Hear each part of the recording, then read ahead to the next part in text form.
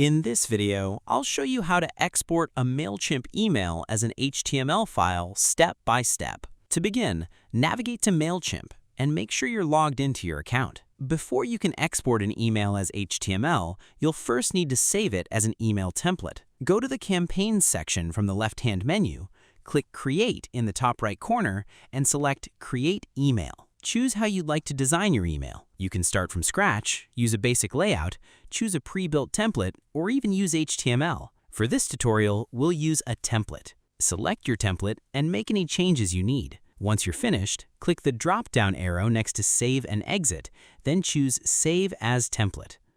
Enter a name for your template and save it. Now, go back to Campaigns, open the drop-down menu, and select Email Templates. You'll see all of your saved templates. Open the drop-down menu for the template you want and choose Export as Template. Finally, confirm by clicking Export Template, and Mailchimp will download the template as an HTML file to your computer. And that's how you can export a Mailchimp email as HTML.